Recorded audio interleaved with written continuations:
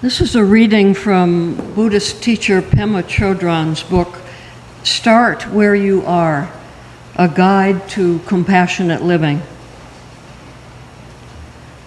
I'd like to talk about a slogan, drive all blames into one. When the world is filled with ego clinging or with attachment to a particular outcome, there's a lot of pain. One way of beginning to practice drive all blames into one is to begin to notice what it feels like when you blame someone else.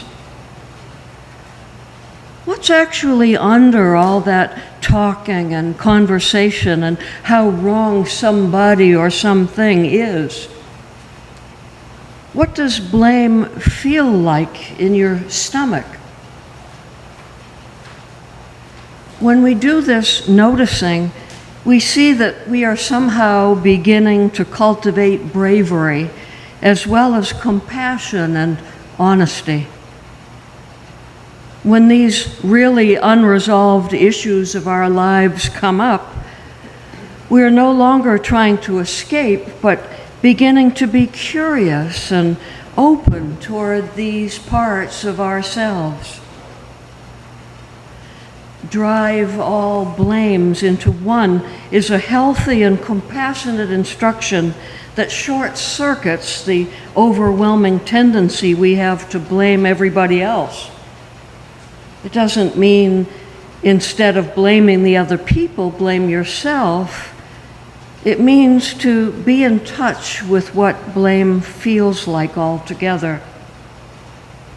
Instead of guarding yourself, instead of pushing things away, begin to get in touch with the fact that there's a very soft spot under all that armor.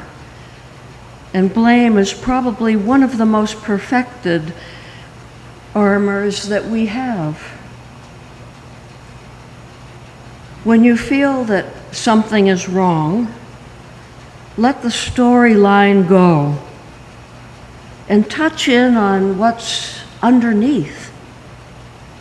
You may notice that when you let words go, when you stop talking to yourself, there's something left, and that something tends to be very soft.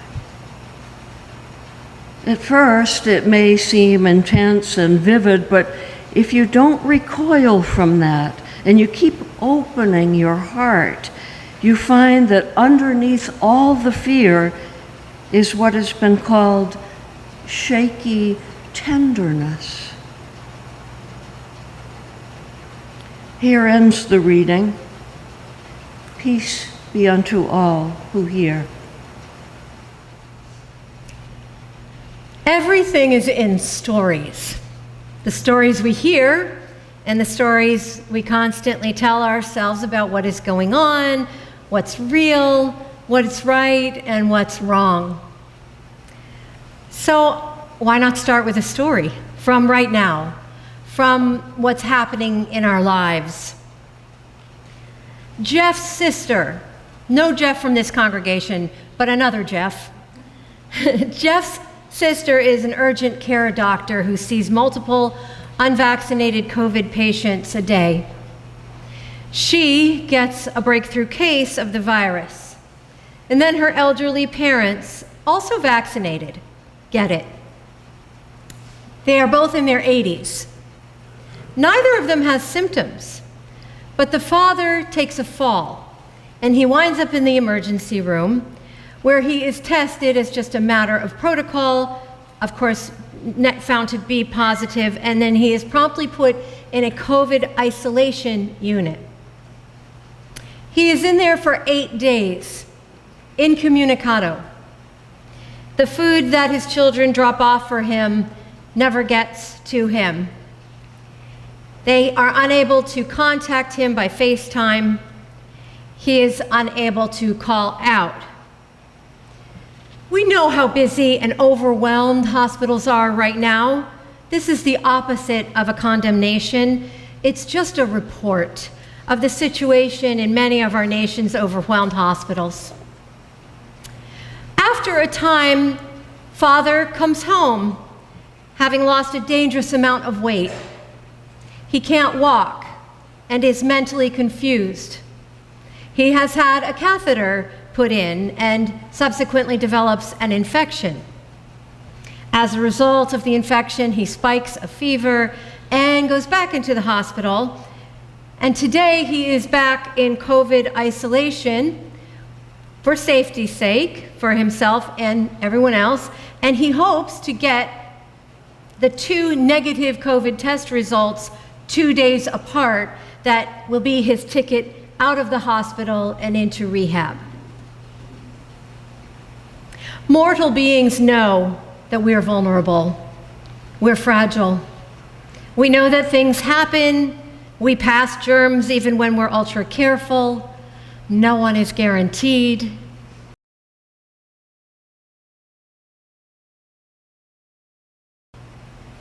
"'Tis a fearful thing to love what death can touch," wrote the poet Yahuwah Halevi. We who attend to the life of the soul remain attentive to this maxim, this wisdom, so that we don't waste hours or days in petty pursuits, but try to cherish more intentionally our time with beloved mortal beings. But this situation, this father, this man in diminishing health, we know that had other people, just a few degrees of separation from him, taken the simplest and most available of precautions, a vaccination, he would not be languishing in a hospital with a case of coronavirus that ironically is not the thing that's making him sick. He had an asymptomatic case. It's the precautionary measures associated with contracting the virus that have made him sick. This is happening all over the world. Thousands and thousands of human beings whose lives are at stake. Healthcare workers whose mental health is hanging by a thread. Children and adults whose futures are being negatively impacted by long-haul COVID. And all of what I have been calling low-key sociopathy. Sociopathy, maybe it's sociopathy, I don't know how to pronounce it. Sociopathy, let's go with. In the way I'm currently using that word is the opposite of empathy, which can be defined as having the ability to easily imagine that someone else's life is just as important as is yours. The figure of the sociopath has really evolved for me in the past year, and perhaps also for you. What I used to imagine as a shadowy villain figure with no conscience, plotting destruction and evading responsibility, twirling its mustache, has come into clearer view of late as much more ordinary than that image. What I call low-key sociopathy looks like a Florida mom screaming at an employee of Publix grocery store for asking her to wear a mask. It looks like a regular guy on an airplane violently refusing to comply with the flight attendant who had the nerve to ask him to cover both his nose and his mouth with a mask. Low-key sociopathy looks like that woman at a school board meeting some of us saw on YouTube who openly laughed at a child for testifying about how the death of his grandmother from COVID has affected him. And this was a hearing during a hearing on masking in schools. Maybe she wasn't even a low-key sociopath, but an actual one. I'm not trying to offer clinical diagnoses here, but really a moral examination. Let's call it soul rot, or just garden variety selfishness. Whatever we call it, it's either on the increase or it's been more prevalent than we knew all along. Each option is upsetting. There have been terrible consequences inflicted on the general public by those who have refused masks or vaccination on the grounds that they don't feel like it, they don't trust the science, they don't believe the news, or they've heard that the vaccine causes sterilization or brain damage or a bad golf game. The false accusations are myriad. There's a level of callousness, magical thinking, selfishness, and ignorance that rises to sociopathic levels when the impact of these behaviors are publicly available, are counted in actual lives lost, and are nevertheless mocked or ignored. Pandemic denial is not the only attitude of mass destruction among us. It's just one that we have particularly and urgently close at hand right now. We can all think of others. We can all recognize also that we participate in and are complicit in some attitudes of mass destruction. Blame. We've just heard a reading by the Buddhist teacher Pema Chodron about the emotional and spiritual trap or morass that is blame. Her words are wise, and Buddha's ancient teachings are effective if practiced. So following Pema Chodron's guidance, I have spent time in meditation on this matter and noticed what it feels like to blame. And I've noticed that it's really unpleasant. I do not like the sensations that blame generate in me, for they're stressful, but even worse, they're not productive in any way. In meditating on blame this past couple of weeks, I found myself realizing again how stressful that emotion is and non-productive, and so I found myself being drawn away from that angry, blaming place to wondering about, okay, how about accountability?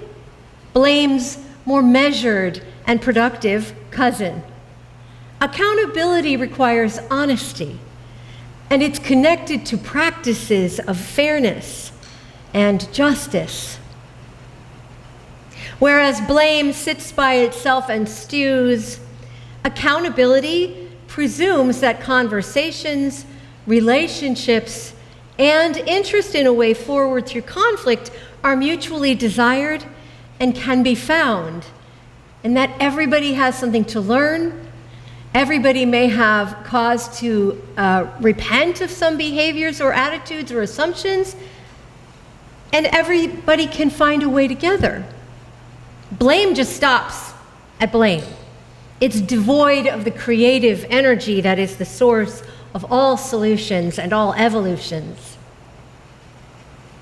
One of the frantic difficulties of this time for many of us, I think, is that we know that there's likely to never be any accountability from those who have caused immeasurable harm by negligence and selfishness. And I think particularly of the leaders who have perpetuated false information and advised against public safety measures. This lack of accountability is not a new thing under the sun. It's a feature of the world. A lot of people get away with terrible behavior. We will not have a Truth and Reconciliation Council in the United States to come together for a reckoning with the swaths of society that prolonged and multiplied the harm caused by the pandemic. Knowing this, we still seek for ways to live rightfully and not be consumed by anger and frustration. I, for one, am glad that grace comes from God and that no one is relying on me for it, because I struggle.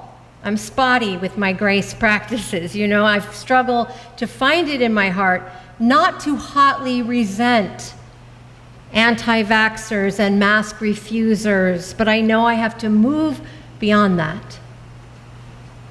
There has to be a spiritual space to occupy between raging blame and what seems to me to be an easy and kind of pious rise above it all stance, which I experience as an abandonment of the ongoing project of creating a society together. How can we be spiritually whole, loving beings in the world as it is without retreating or withdrawing completely to a mountaintop retreat of emotional distance and spiritual detachment when everything matters so much? I heard a Buddhist nun the other day being asked questions about this as I was researching, Buddhist approaches to blame. And she referred to the anti-vaxxers or COVID deniers in America as, quote, being silly, unquote. And that just didn't sit right with me, because behaviors that lead to piles of body bags are much more serious than silly. In our striving to avoid belligerent accusations of moral bankruptcy, I think we should also be careful not to minimize and use cutesy evasions. A saying sticks with me. You have also perhaps heard it. It's actually a French proverb. And it goes, "To understand all is to forgive all." And I will spare you my mangled French. This proverb is often attributed to Madame de Staël, but nobody has proven it, so that's not the point, though. The point is that I used to embrace this saying with fairly simple ease, without a lot of argument. But I'm thinking about it more lately, and I have issues with its simplicity. Yes, it does help a lot to know where people are coming from, to know what their life experiences are, what they have been taught. And I know my own being forgiven happens more easily from others when I am myself understood. But lately, and especially in regards to the social fabric that has been so torn in the past year or so, it seems more important that we not just seek to understand and kind of stop there with an armchair analysis, but to engage, to inform if we can, to instruct each other where that is possible, and dare I say, to preach. What shall we preach, you may ask? I preach? Yes, you preach with your lives, with your words, with your love, with your enthusiasm. I think we need to ardently preach and propagate like seeds among those who have not really considered this, that our lives and our fates really are, truly are, intimately interconnected. We must preach this not just as a feel-good concept, but as an earthbound reality that actually has science to back it up more and more all the time. What I want to say to my friends and loved ones who won't get vaccinated is, how can you be so irresponsible? But that's the voice of blame. The voice of compassion and engaged faith might sound more like this. Have you not realized and understood that you are important? Do you not know how many lives you impact by being alive? Has it not occurred to you how much power you have to help or to harm those you will never know or see, but whose lives are truly intertwined with yours? Do you not know? Can you not feel that we were created on a planet as part of a vast network of visible and invisible connection, relationships, cause and effect? We are.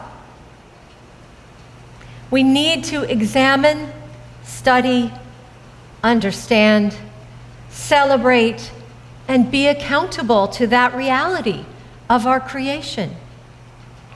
Fully comprehending the reality of our mutuality and fully realizing its implications and sharing and preaching those implications with passion is our only way to dismantle attitudes of mass destruction and to earn a better chance at not just survival, but actual flourishing.